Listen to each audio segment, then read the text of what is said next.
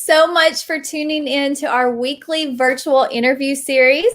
We have an awesome guest that is with us today.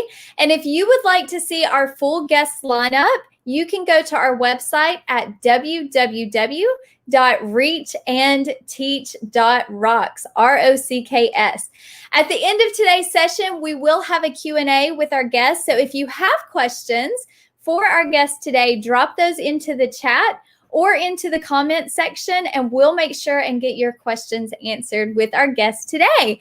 So let's go ahead and get started. We're excited to have Rushion with us. Rushion, how are you doing? I'm doing fantastic. I'm in Atlanta, Georgia, in my newly purchased building, and I'm enjoying life. I delayed the interview, April, because I thought my broadcast studio would be ready, and I actually wanted to do the interview from the broadcast studio. The paint, the carpet, and the ceiling tiles have been installed. It's just that my camera equipment have not. So love to come back to see the team and show them how people, a dream can come about. And a dream came about of my whole life has been living one step, being goal oriented to this day where I purchased a building to just take my dreams to the next level. Yes. Well, we're excited that you're here with us. Would you mind taking a few minutes to introduce yourself? Tell us who you are, what you do, and where you're from. Well, I'm originally from Houston, Texas. My name is Rushion McDonald. That's Rushion, McDonald, like the hamburger chain. You can Google it. If you Google my name, a lot of celebrity photos will pop up. Steve Harvey name will pop up. Stephen A. Smith name will pop up. I have a platform called moneymakingconversations.com where I interview a lot of celebrities, entrepreneurs, influencers. And that's a great format for me because if you're entrepreneurial, you really want to subscribe to my YouTube channel and you really want to go to my website because I interview people to get engaging information about how you can exceed in life and how you can overcome obstacles and how you can plan your dreams and be successful in achieving your dreams. But that didn't start today. That started way back when I was in college. My degree is in mathematics and computer science as my minor, along with sociology. I left IBM to pursue a career as a stand-up comedian. Along the way, as a stand-up comedian, Steve Harvey was my opening act. That's how we started our relationship. And I toured the country. I've been in Alabama many times.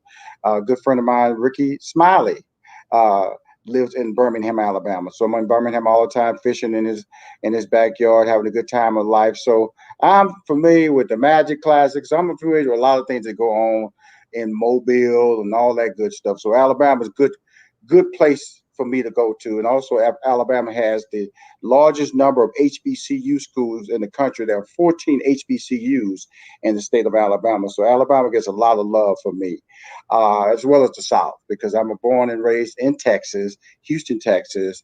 And I'm a dreamer. I'm a dreamer with a plan. I don't let people tell me what I can't do. If I'm willing to work hard, and hopefully everybody hears that and realizes that, I can't sing, I can't dunk a basketball, I can't throw a football 60 yards, but I can think, I can outthink you, I can outplan you, I get up at 4 o'clock every day during the week. I let my body wake me up on the weekend. So that means that you can do things in life and achieve success in your life. It doesn't have to be physical. You can win just being mental. Learn that the most valuable thing that you have in your life is your ability to think, your ability to compete. And as long as you utilize that tool, you'll be successful because of the fact that if you're a great athlete, eventually the physicality of that business is going to wear you down. But if you're a great thinker, a great planner, a great innovator, has an entrepreneurial spirit, you can win. And I am that person that does that. And I've changed so many different jobs in my life because I made this decision. That's what I wanted to do. Like I said, my degree is in mathematics. I was a stand-up comedian. I was a sitcom writer on shows like Sister Sister, shows like the Arsenio Hall show, shows like Jamie Foxx show, The Parkers, and so reality TV. And relaunched Family Feud with Steve Harvey back in 2010, and then I launched a talk show in 2012. I managed talent. I've done live events, so that means I got a lot of hats. And then I'm an award-winning baker. I even have a website called bakerspotlight.com. So I'd say all these things that people have called me a Renaissance man because the fact that I'm willing to see a dream and realize that's an opportunity for me to pursue it. So I'm hopefully you're listening to me today to say, okay, here's a guy. He came from the inner city. Inner city means that I'm from the neighborhood, the ghetto, some people might call that. Six sisters, two brothers. I was born in a two-bedroom shotgun house. My father was a truck driver, had a third grade education. My mama finished from high school. So that wasn't sound like that's a ticket out of to ticket for a lane of success. No, it wasn't. But that doesn't mean you can't be successful. That means you can't achieve your goals. And that's all one of the reasons why when April reached out to me, she reached out to me through my LinkedIn account. I wanted to come on this show to talk to you guys, to let you talk to me and let you understand that I'm the same as you. I just plan better. I just dream and believe in myself a lot more. But through age and experience, you get that. And so know that you can start today to lead your life to be the greatest person that you could possibly be. Yeah, so it sounds like you've done a little bit of everything. And one of the goals here today is we want students to just dive in a little bit deeper to different careers in the entertainment industry. So I know one thing that you mentioned was you had been a scriptwriter before and you'd worked Absolutely. with Steve Harvey. So could you tell us a little bit about what the day-to-day activities look like for someone who is a scriptwriter? Well, here's the thing about entertainment. You know what a banker does. You kind of know what a plumber does. You kind of know what a truck driver does. You kind of know what a person who said they want to be a computer programmer. But when you say you're a script writer or you produce shows or you manage talent or you're a creative thinker, people go, "What's that?" And so know that I get a lot of "What's that?" What's your schedule like? What do you do? Well, I already told you I get up at 4 o'clock in the morning every day. I get up that way because I want to start my life. I want to plan my life and I want to be consistent with my success. And so if you go back to my days as a sitcom writer, usually I was writing the show with 12 other writers in the room. And the show was an executive producer, which generally is called a showrunner. An executive producer, a lot of shows have the titles executive producers on it, but you only have one showrunner. This is the person that dictates everything that goes on the show. They let you know as a writer, they assign you scripts. They call break the script with you, which means that the ideas come brought into the room, then the idea is outlined, and then you send off to write the script. And when you complete writing that script, they put like 2 or 3 days on you to write that script and bring it back. Then, if it's 12 writers in a room, which is generally on a sitcom, because you have some people who are very good at pitching jokes, you have some people who are very good at dialogue, you have some people who are very good at structure. So that script that I may believe is an Emmy-winning script is decimated by 11 other people. And the only thing that's left on that script sometimes is the name I gave that script. So that's how it works in the sitcom and writing world. Now, on drama shows, there are less writers because you don't have to worry about jokes. It's just style, it's about emotion. So on drama TV shows, there are less writers. On sitcoms, there are more writers. Oh, that is very interesting. It's something that I've never thought about before, but it makes complete sense that sometimes you got to have a lot of people in the room to work on one project. And so Sure. it sounds like there's a lot of teamwork that goes on in collaboration. Well, I marvel at, and I use the word marvel because I'm about to say marvel, because if you go to their studio, this is what you do is whenever you pitch an idea, April, you always pitch an idea with an arc. They'll tell you, okay, if you got an idea, how many episodes, and then and can that episode be year 1, 2, 3, 4, 5? So you have to pitch an idea that looks like it has legs, as they say. And so when you look at a series like the Marvel series, which dominated our world, became the Marvel universe. Now you have the DC universe, you have all these different universes. They plan all these characters over a 10-year period. So you'll go into a writing studio or a Marvel studio and you'll see all these different storyboards. And on these storyboards, how they introducing this character, what this character means. So when you're pitching a new show, you have to have each character built out, the relationship that character is to the other characters, and you have to build an arc for the series. And that's what they do with movies. That's why when you see a brilliantly done series like Marvel, because they got all these characters, Black Panther intersecting with, Marvel, and all Captain Marvel, her characters intersecting with all the Avengers and Iron Man and Thor and Captain America and Falcon. All these people and Spider-Man. All these people came together, and Ant-Man, and all these keep naming them, came together off of different movies that they launched. But all that was on a storyboard and a annual arc of why that movie had to drop during that time period, so it could make sense for that movie. It's amazing to think about all of the work that goes behind the scenes, and that's to say that there's a lot of different career paths that are behind the scenes that many students don't see when they go to a movie or go to a concert or go to an event. And so that's one of the things we love to tell students about. There's so many career paths that are available out there. Well, let's put it away. There can only be one lead in a movie, but there could be grips, there can be directors, there can be assistants, there could be writers. Like I said, you can have 12 writers in the room and one star of the show. Mm-hmm. So your possibilities of being a writer is way more greater than your personal possibility of being a star of that show. and if that show get canceled, then that star's career is kind of like tainted a little bit. Well, you can just take your work to another show. Mm-hmm. So I say that because I started my career in front of the camera. I was a very successful stand-up comedian. All the TV shows, Def Comedy Jam, BET, VH1, MTV. I did all those shows, but my success as a producer and manager has just given me way more wealth than I was scheduled to make as a stand-up comedian or an actor. First of all, I realized I can't act. I had to admit that. Rushion, you cannot act. And once I admitted that, I said, what can you do? Because you're funny. So funny people can write. And so I became a very successful sitcom writer. So you have to know your strengths. Just because you want to do something doesn't necessarily mean that's going to be your dream goal or your dream job. You have to be realistic about how you want to compete and whether you can compete. I realized that as a writer, I could compete. As a producer, I could compete. As a manager, I can compete, and I was exceptional at it. And that's how I was able to derive the success that I have. I was able to look in the mirror and make a determination about what I was best at. Not what people thought I could do, but what I was best at.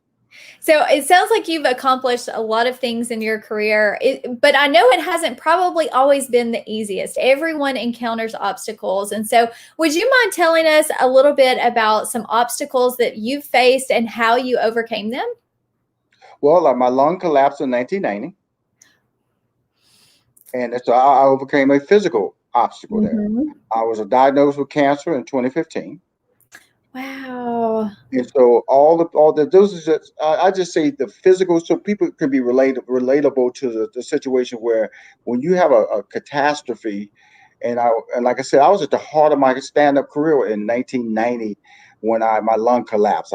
I can always remember just like today. I was in Los Angeles in my very small apartment, and I was watching a Laker basketball game, and I just suddenly couldn't breathe, and that left me in the hospital, and I was hot. I'd done Evening at the Improv. I was considered a rising star talent, and I was shut down for about 6 months because so my career was just whatever heat I had on it, chilled very fast. And so, but that didn't stop me from planning my dreams, planning my goals, and saying I'm gonna climb out of this. So I just wanted to let you know that we all have these emotional setbacks, these financial setbacks, but I just wanted to throw out 2 physical setbacks. And when I was diagnosed with cancer, I would tell you, I don't care who you are. When somebody tells you you've been diagnosed with cancer, your world stops. It stops because of the fact that all you think about is death. All you think about is why me. And so, but I immediately assessed my life and realized that, if I was going to die, I was all right because I had been living the life that I wanted to live, and I had taken care of the people that I needed to take care of. And so I wasn't selfish. I was just, and I think I don't live a life of regret. I really do, April, what I want to do with my life. I don't sit around trying to allow people to tell me what I can't do. No, you can't tell Rushion McDonald what not to do.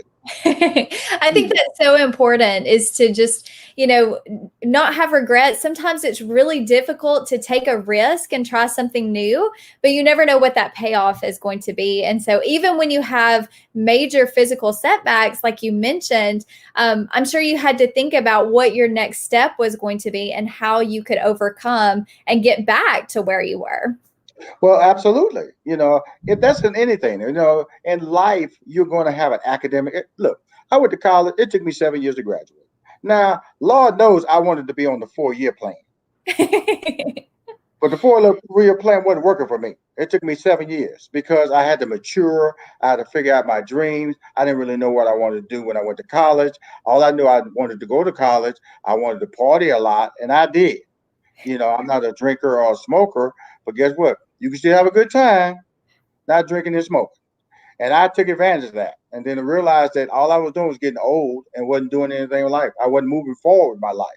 And it wasn't until I became focused in my life, and that's a key word, focused and goal-oriented, was I able to accomplish the things and move forward. Because I'm telling you something, after 5 years of college, I was a very high sophomore. 2 years later, I graduated. Wow. Yeah. That's what happens when you become focused. Mm-hmm. Your path to success becomes shorter. Your opportunity to achieve greatness becomes available, and you surround yourself with people who have like-minded thoughts. If you're walking around with people who are telling you what you can't do all the time, you need to run from these people. You're exactly right.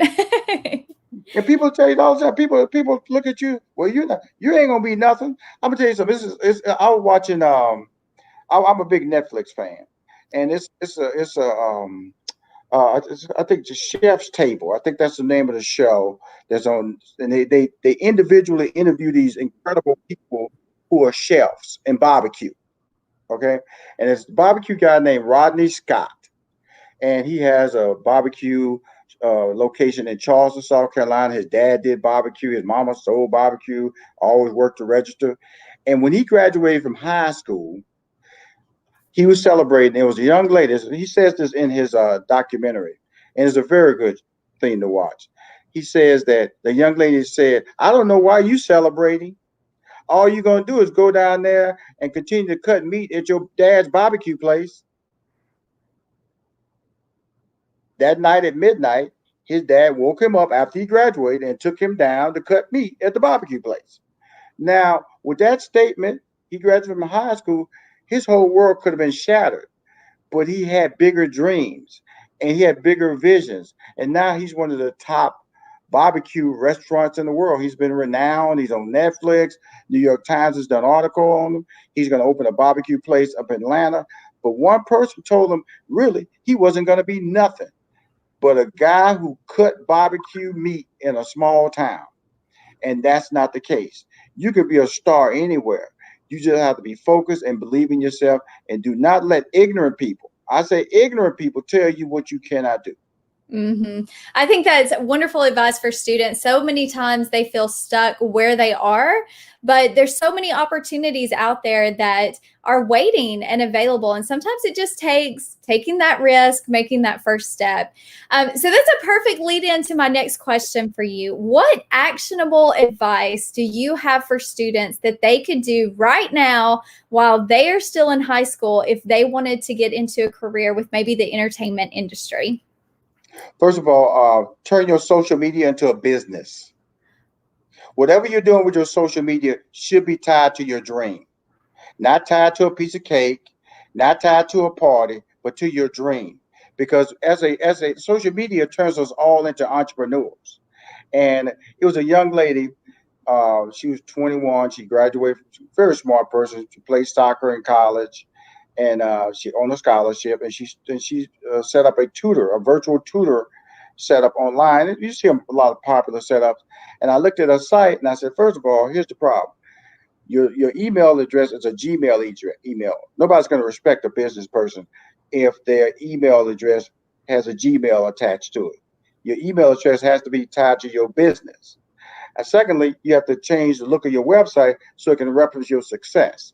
So if you say, Rushion, what actionable items can people do? First of all, they have to admit that they want to be something beyond what everybody tells them they want to be in life. Write down 5 things that you want to do in your life right now. 5 things you want to do in your life, okay? And then put in the order, just 5 things you want to do. You know, you can put down there, I want to play in the NBA. You can play, I want to play in the NFL. You can play, I want to be on TV. You can put all that down there. Then you have to put in an order of what's the most reachable. What do you feel is the most reachable first?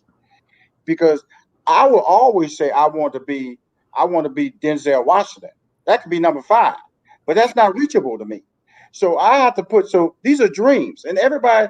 I'm just gonna tell you this: nobody should ever tell you what you cannot do. Only you should be the judge of that. Only you should be the judge of what you cannot do. So if somebody told me I could not be the next Eddie Murphy, okay, fine. That's what you think. But only you should be the judge of whether or not you cannot be the next Eddie Murphy. That's important to hear from me. Do not let anybody stop you. You should only make a decision on how much effort you're willing to reach your dream. So number one actionable item, or I'm giving you 2. One, five things. Write down 5 things you want to do with your life. Then you put them in order of reaching those dreams. Then second, look at your social media and make sure your social media is the posts apply to your dreams, apply to your desires to be successful. Don't use your post for silliness. You are a business person. Act like it. I love that. And, social media is everywhere now. I can't imagine growing up in this time, being in high school in this time where there is so much social media. But it's not all bad. Like you mentioned, you can definitely use your social media for good. What would you suggest for students that maybe they don't really have a business mindset, but they're interested in being an entrepreneur, or they're interested in having a business in the future? Where's a good place for them to start to learn more about what that looks like? Well, first of all, if you want to be a business, they have SBAs, that's Small Business Administrations. All the cities, or all major cities, have these locations. You can go down there, and all of them have a little portion called Scores. Scores is older people, entrepreneurs who've retired, who sit down there and will tell you about different business ideas, will tell you about different dreams, will enhance your visions. So there are a lot of mentors that you can be associated with and also build your brand off of. But know that you can be. My number one thing in getting on here talking to everybody is this: there are people out there that are willing to help you be successful for free. There are people out there who want to make your dreams come true. You just have to go find them. You just got to knock on their door. And SBAs, or those Small Business Administrations, you can go down there and they'll talk to you about being an entrepreneur and the things you have to do to accomplish your dreams of being a successful entrepreneur. That's perfect advice. Sometimes you just got to ask. You might get a no, but a lot of times you'll get that yes that's going to make all of the difference. It's just a matter of having the courage to ask. Love that. So last question for you, and then I have a couple of questions from students. Wow. Yes. So last question, what is something that you wish you would have learned at a younger age? I've been doing, I'm going to tell you this, Alice, and everybody who's listening. Your dreams in life of what you want to do, or happen when you're 18 to 25. Everything I'm doing right now, I am making money based on what I learned between the ages of 18 and 25. I just didn't believe in myself. It wasn't until my 40s that I believed in who I was, who Rushion McDonald was, and what Rushion McDonald could do, despite the fact I had all this success in my life. Because I was using catchphrases like, right place, right time, or I'm just lucky, knock on wood, all those little silly phrases, okay? That has nothing to do with you being successful. Those phrases that type of thinking, that type of limiting who you can be and what you can accomplish in your life, can hold you back, and it stopped me. So between the ages of 18 and 25, everything you want to do, those are your passion years. Those are your gift years when you building your dreams. But what happens is you graduate from college, or you'll pick up a job, you'll get married, or you date somebody, or you have a child, or you go join the military, or you move out of state. And as you start moving and changing, you get further and further away from your dream. Further, and suddenly you're in a rut. You're just dealing with a job that really isn't your resume. It's just something that you're doing to make money with. Your dream is your resume. So you have to go back and look at what you wanted to be between the ages of 18 and 25. So I'm telling you right now, do not allow anybody to change your dreams. Just because they don't understand it. If you want to be a doctor, you don't go try to get advice from a mechanic. You do advice for people who can help you envision your dream. So if you want to be a stand-up comic, you don't go talk to somebody who's picking up trash. You have to be able to tie your vision to the people who can give you advice and mentor you. So between the ages of 18 to 25, people who veer off their dreams and veer off their vision because they don't have mentors to keep them on course, to keep them focused. So I've been doing everything I've been doing in my life. I have been doing since I was 18 years old. And I've been doing it successfully. It's just until I just admit, this knock on wood talk, this right place, right time, I'm just lucky. All that stuff is foolish talk. Step on the line, don't step on the line, cat, black, all that stuff. Black cat, I'm scared. No, stop being silly. You control your destiny. You can do whatever you want to do. Don't let your mama stop you. Don't let your daddy stop you. Don't let your parents stop you. Don't let your minister stop you. Don't let your dog stop you. Don't let your girlfriend stop you. Don't let your future wife or husband stop you, or future partner stop you. Your dreams are self-contained. Do not let anybody step on them. Do not let anybody paint them a different color. Do not let anybody call you a fool, call you crazy, call you any negative term just because they don't want to put in the effort to see you be successful. That is an awesome suggestion. That I love that. And so many times students just need to hear that over and over. So we have a question from a student. It says, do you write scripts thinking about the actor's personality? Well, that's a great question. All successful series, because what happens is, let's go to sitcoms, because that's my strength, sitcoms. Okay, they'll see a funny comedian on stage, and they say, "I got an idea of a show idea for you." May not be nothing to do with that comic strength. He's just funny, or she's just funny. So that's a bad fit. And so usually a successful comedy or comedic show is tied to the strengths of that comedian. That way they can write the dialogue to the strength of that comedian. And so Steve Harvey was perfect like that. Steve Harvey was not going to be walking around on TV with overalls on. That wasn't his style. So if you was pitching overalls to him, you had the wrong guy. But people have accepted roles because they're so excited to get on TV, so excited to get the big check that they can allow themselves to be damaged. So yes, you do write scripts tied to the voice of that particular talent. Yes, that is a good question. Okay, so we have time for one more, and it says, I'm not sure that I want to go to college, but I would like to work in the entertainment industry. Should I go to college? I'm gonna tell you this. I tell everybody to go to college. College changed my life. College exposed me to people I would have never met.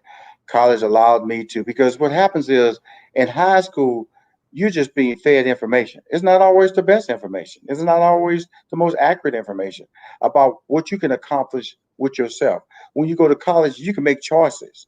You can say, I want to learn about this. I want to learn about that. I want to learn about sociology. Like I said, I'm gonna tell you about my life. I went to college as a freshman with civil engineer. Then I changed my degree to chemical engineer. Then I changed my degree to computer science.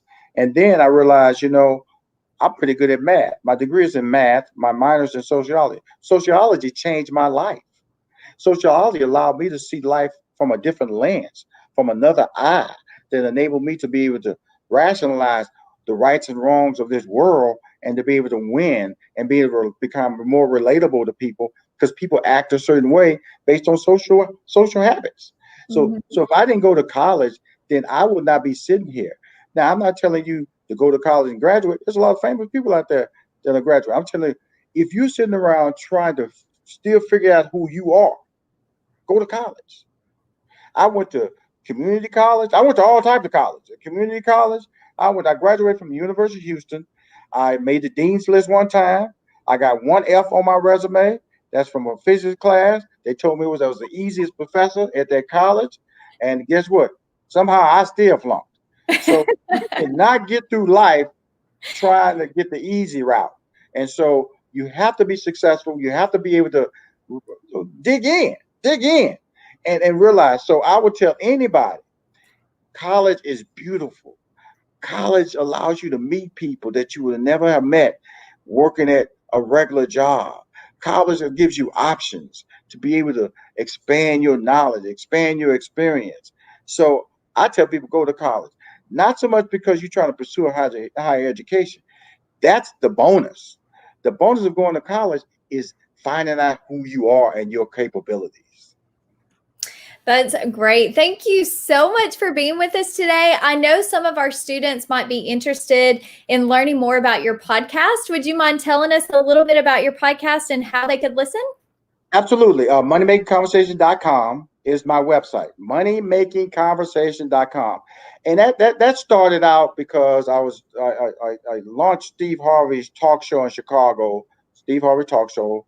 I executive produced and co-created with him for 5 years.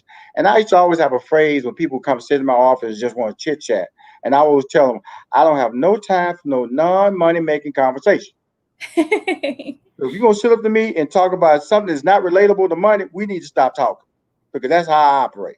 And so that bore the idea of money making conversation because I realized that people need to hear people in different lanes of life. If you go to my YouTube channel, which is Money Making Conversations YouTube channel, you'll see I have things broken down in categories from directors, writers, chefs, authors, athletes, entertainers, celebrities.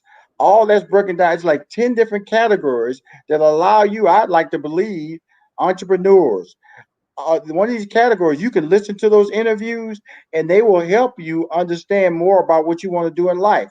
That's why I put them in different categories because I felt that every interview I did is from Boris Kojo to Hill Harper to Kurt Franklin to Yolanda Adams to Jahi Winston. It's everybody comes on my show. Stephen A. Smith, Cedric the Entertainer. So I feel good that everybody feels there's a value in communicating with me and talking to me about their success.